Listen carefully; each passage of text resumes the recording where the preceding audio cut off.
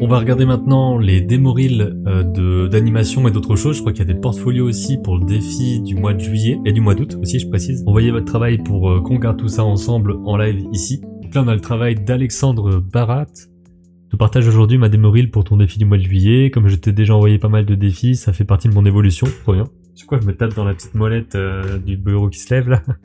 J'ai pu faire mes premières expériences professionnelles grâce à elle, mais je reste toujours à l'écoute d'opportunités. Pour moi, le début est très chouette. Ce que j'imagine être un autoportrait, le petit texte, les contacts, ça m'a l'air nickel.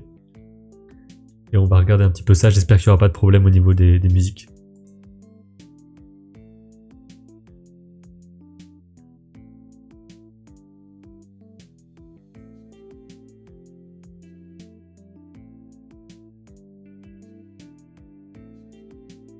Celui-là je me rappelle.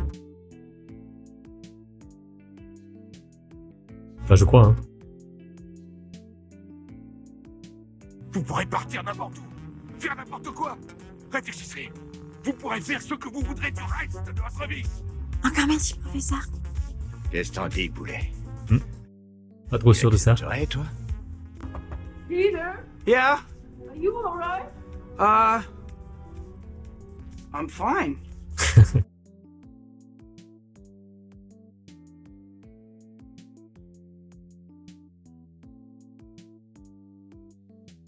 La précision de quels outils sont utilisés, etc. Ah ouais, carrément le collège. Ou alors c'est un exercice. Non, quand c'est des exercices, c'est noté que c'est des exercices.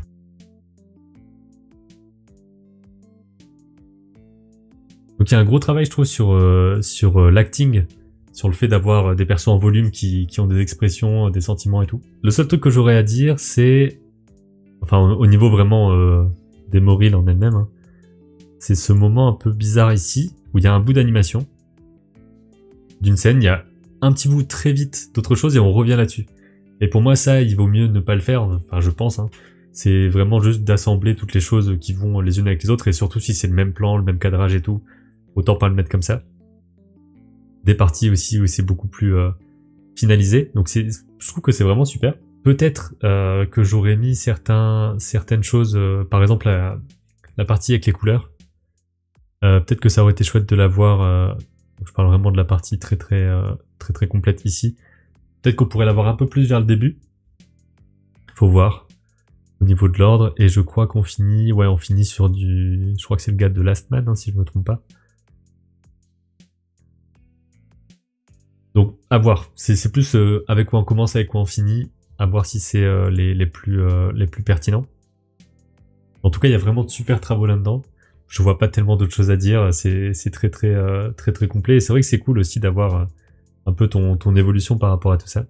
Donc, très chouette. Travail de Al Griffon sur les réseaux. Ensuite, on a un portfolio que je vais aller observer. Alors, je mets en pièce jointe celui que j'ai envoyé à l'ENSAD de Paris pour passer les concours. Donc, c'est de la part de Evan. J'ai Evan S. C'est tout ce que j'ai niveau nom, il y en a pas là.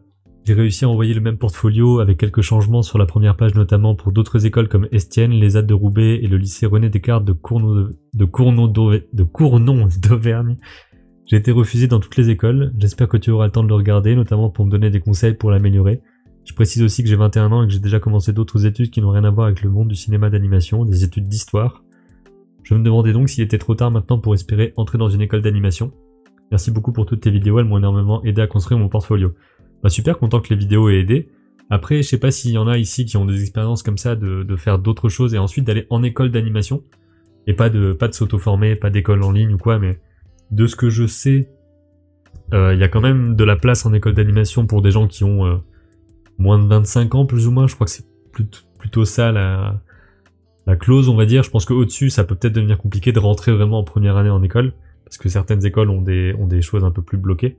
J'ai fait de l'archéologie et à 26 ans, j'ai décidé d'intégrer une école de 3D. J'ai fait 5 ans d'archéologie. Ok, donc il n'y a pas eu de problème pour rentrer dans une école, parce que je sais qu'il y a des écoles qui ont une limite d'âge. J'ai pas forcément les exemples en tête, mais il y a des écoles où on peut pas rentrer à 30 ans par exemple. Je crois qu'il y a vraiment des choses un peu comme ça. Donc on va regarder ça ensemble. Illustration inspirée du conte Le Petit Chaperon Rouge. Pas mal, je trouve, comme première passe. Peut-être pas assez définie. Je sais pas comment expliquer ça, mais ça pas comment dire, c'est peut-être aussi le côté crayon qui fait que tout est un peu au même niveau, au niveau un petit peu de la profondeur et tout.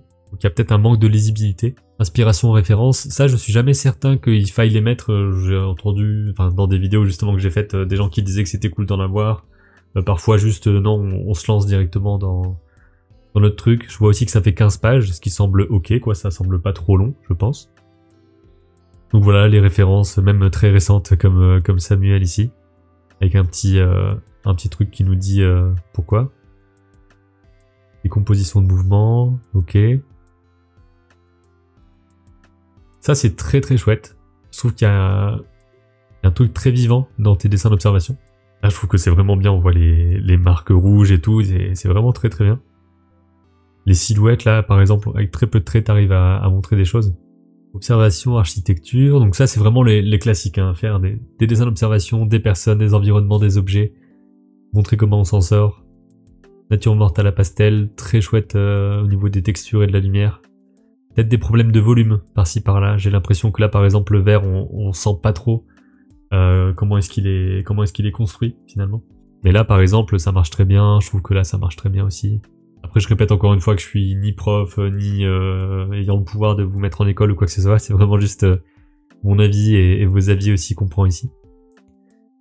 Modèle vivant 1 minute, intéressant de voir comment tu t'en sors dans des exercices un peu classiques de rapidité. Ça c'est très très cool.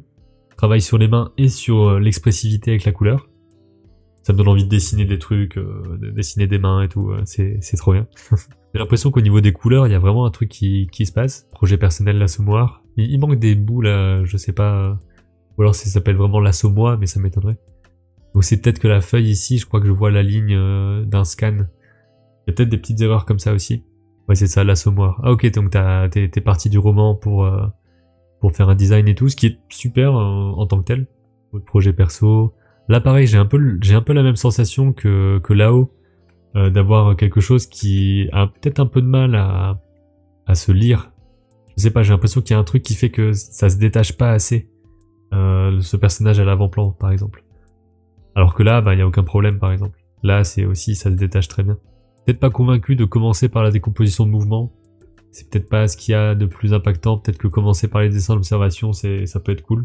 Bon portfolio, je trouve, mis à part quelques erreurs de mise en page. Je sais pas si t'as eu des retours de pourquoi ça a pas marché dans telle ou telle école, peut-être aussi que c'est juste, il y a beaucoup de monde, il y a une sélection, et même si on est bon, des fois on n'y passe pas quoi, malheureusement. Là, je repasse à chaque fois en mode caméra pour vérifier vite fait aussi si tout est bon dans ce qu'on va montrer, parce que je sais pas du tout. Je m'appelle Emma Lyon, j'ai 25 ans, j'ai découvert votre défi du mois de juillet concernant l'envoi de portfolio, je tenais à vous faire part du mien. Même si là pour le coup c'est plus comme tu le montres sur ta vidéo, c'est plus un showreel, démoreel, etc. De ce que j'ai compris, showreel c'est pour montrer un projet en particulier, ou par exemple montrer des breakdowns par rapport à ce qui a été fait dans un studio en particulier, etc. Alors qu'une démoreel c'est plus dans l'objectif donc le showreel c'est plus ce spectacle, on a fait ça. Et démoreel c'est plus je suis capable de faire ça personnellement, donc pour le travail quoi. En 2019 j'ai obtenu mon diplôme en animation 3D. Je me suis plus orienté vers la modélisation, ok. Cependant, je n'ai pas encore trouvé de poste dans ce domaine. Participer à ce défi pourrait grandement m'aider à progresser et obtenir des retours sur mon travail. J'espère.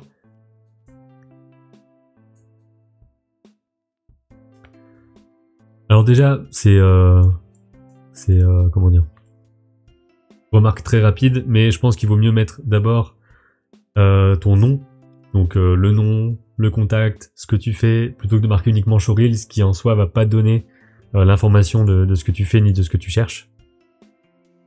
Éviter aussi au possible, donc là il y avait ça aussi sur la première vidéo, je sais même pas ce que c'est que l'ideo.com, mais peut-être éviter d'avoir des choses comme ça, peut-être passer par des logiciels genre CapCut, iMovie ou quoi, qui permettent d'avoir une vidéo sans avoir besoin d'avoir un filigrane comme ça. Donc là on voit les breakdowns de la 3D.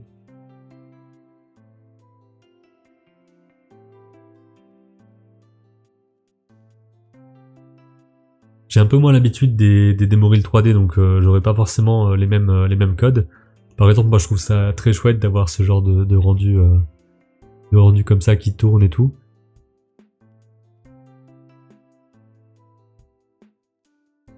J'ai l'impression que les environnements fonctionnent bien. Et j'ai peut-être un peu plus de questionnements sur les gâteaux qui tournent et tout ça qui me semblent peut-être moins pertinents. Après pareil, ça reste tout le temps ce que j'en pense là maintenant, à 20h, voilà, je suis pas forcément le, le mieux placé pour tout ça, mais je trouve que tout est très chouette en tout cas. Images références, peut-être un peu moins convaincu des images références. Et aussi pour la fin, ben ne pas nécessairement mettre merci d'avoir regardé, etc. Peut-être remettre les contacts. C'est vraiment tout bête, mais je pense que c'est important d'avoir ces trucs-là et de vraiment se dire c'est qui je suis, ce que je fais, comment me contacter. Voilà, c'est là où je suis peut-être un peu moins convaincu. Peut-être que les textures sont peut-être un peu trop simples ou quoi. Alors que pour tout ce qui est les environnements un peu plus complexes, j'ai l'impression que ça marche bien mieux. Mais j'ai pas les codes de comment faire une bonne démo reel de 3D de modélisation, donc je sais pas trop. Il y a aussi le fait que ce soit une sorte de 4/3 au milieu du 16/9, enfin, c'est un peu tout bête, mais il y a des choses comme ça qui pourraient rendre la vidéo un peu plus chiadée en quelque sorte. Là par exemple, j'aime beaucoup la façon de faire ces modélisations-là, un peu cartoon. Ça aussi c'est très chouette. Et ça pourrait mériter d'avoir plus de choses qui arrivent en couleur comme ça, je trouve. Ce serait cool d'avoir un vrai rendu avec un lighting neutre et le wireframe activé. Ok, je pense que je vois ce que tu veux dire dans le sens où là on est dans le viewport, on est dans le viewport de la 3D quoi.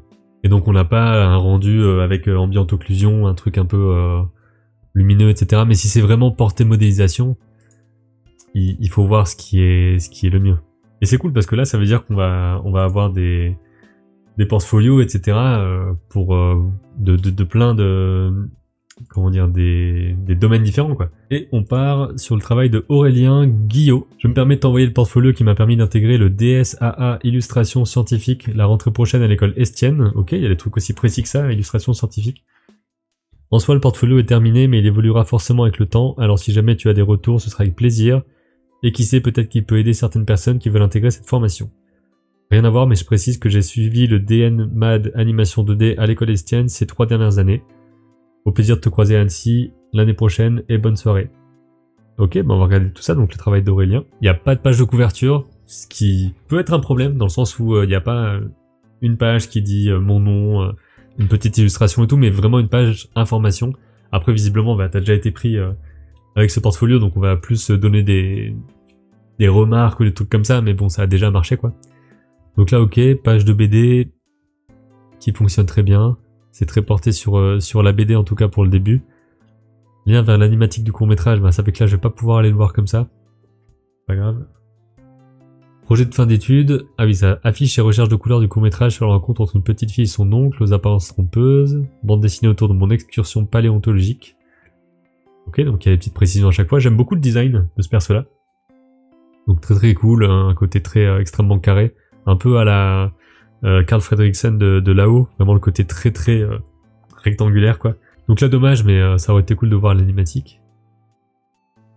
Court-métrage en cours de réalisation, style frame d'un court-métrage explorant l'esthétique visuelle de la décomposition du corps humain. Waouh. Donc c'est très axé finalement sur les projets que tu as fait donc dans les 3 ans d'études que tu as fait avant, de ce que j'ai compris. Très chouette, la gestion des couleurs ici. Tu as beaucoup de réalisations que tu as faites à l'école déjà. J'ai envie d'aller voir ce truc là.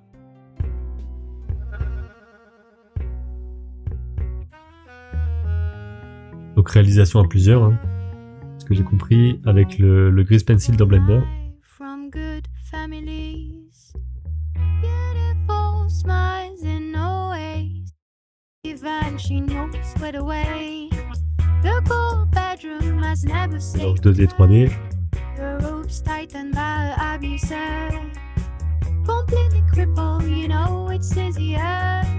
Can't say a word. Un peu vide. Ça manque un peu de vie, même pour un truc froid, je trouve, au niveau de la 3D. Mais après, c'était peut-être voilà, un projet avec peu de temps ou des choses comme ça, c'est possible aussi. Hein. Je trouve que ça dénote un peu de la direction artistique là. Et sinon, globalement, c'est très cool.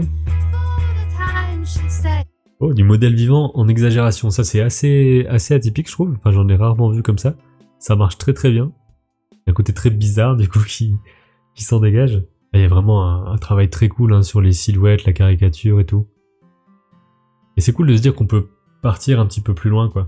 Modèle vivant. Là, il y a le classique plan de je dessine quand je dessine. J'ai l'impression qu'on a tous un peu fait ça, ou dessiner ses pieds devant et tout.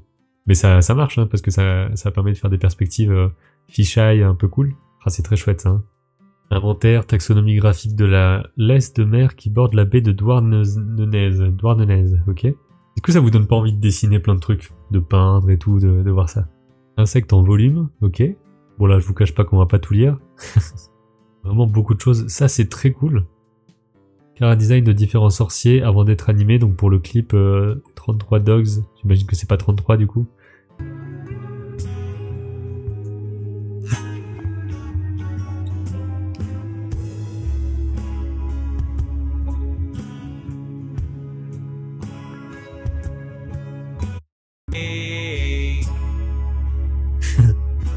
L'ambiance est... non. But now I don't care.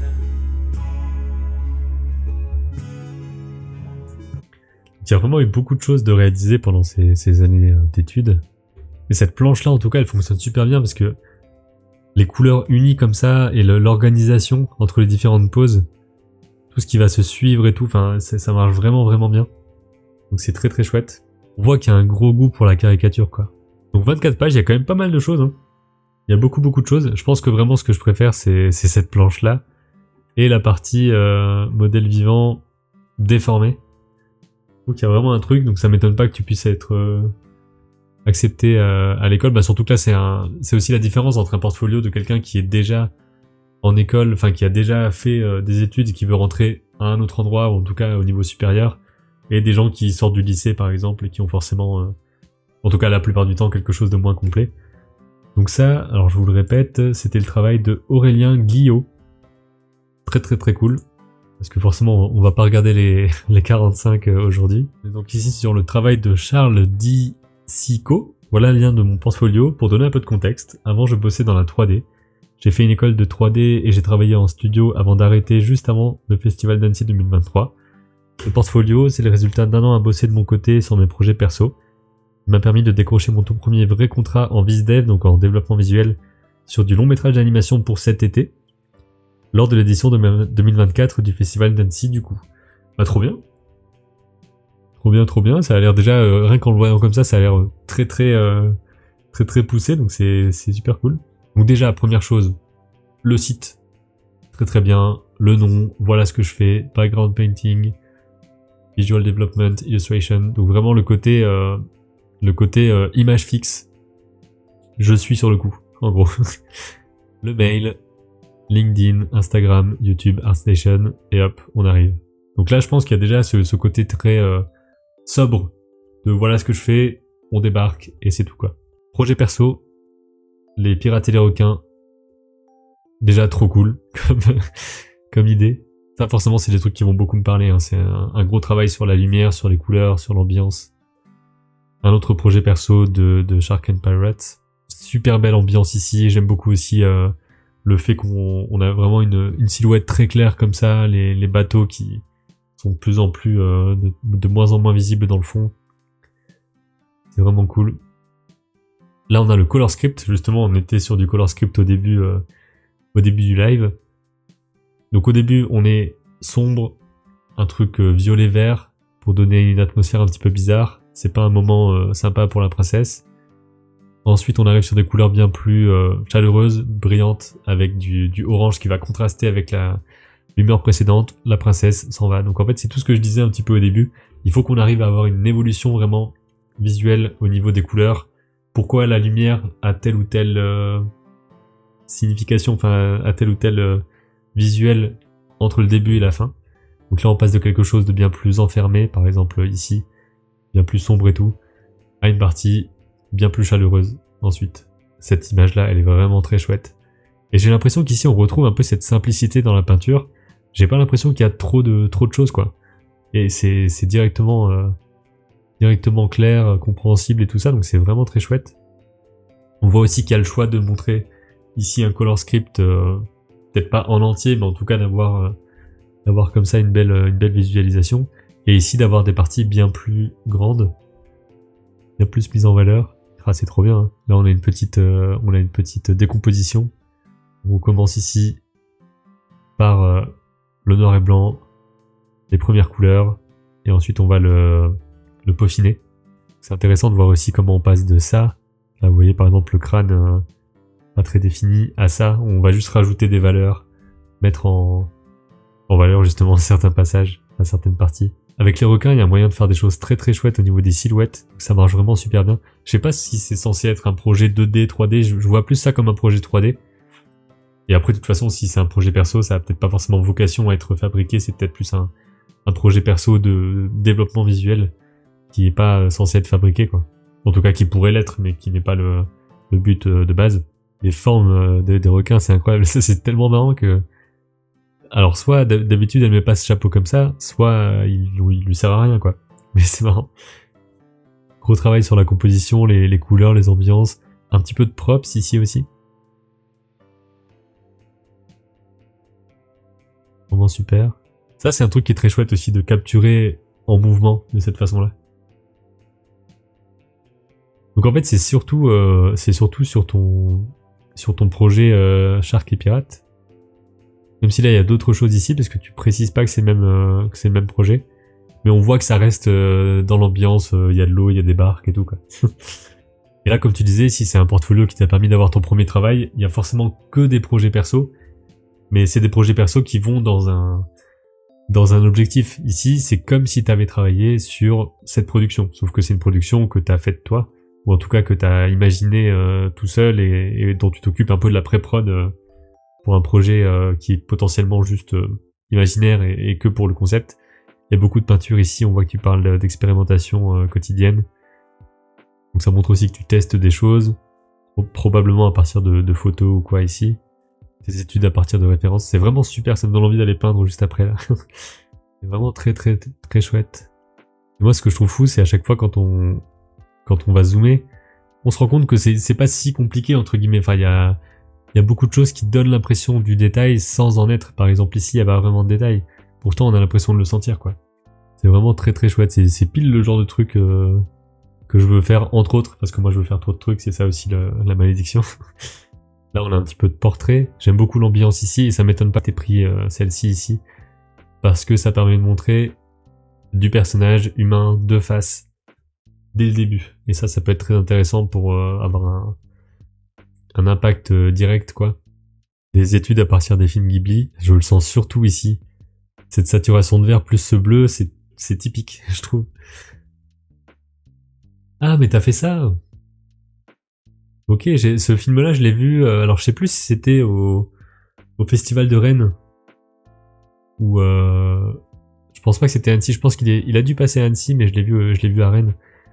Et donc t'as fait la direction artistique de ça, donc le colorboard, le chara design, les environnements, le concept art, l'animatique, matte painting, lighting, compositing. Il y a marqué composting. Je le précise si jamais tu veux mettre le petit i qui manque. Sinon c'est du compostage, j'imagine. Modeling, surfacing, grooming. Donc grooming c'est tout ce qui est les plumes, les cheveux, la fourrure.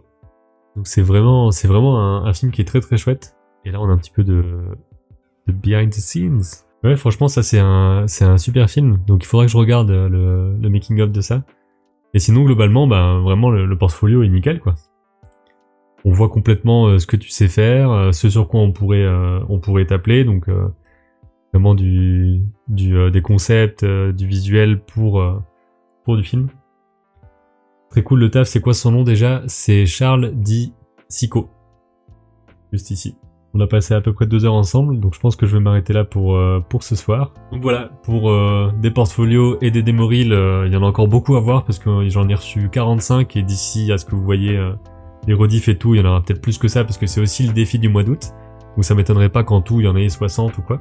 Donc il y aura d'autres lives où je regarderai des portfolios, des démo-reels durant le mois d'août. Probablement que je vais faire une petite session à chaque fois là-dessus.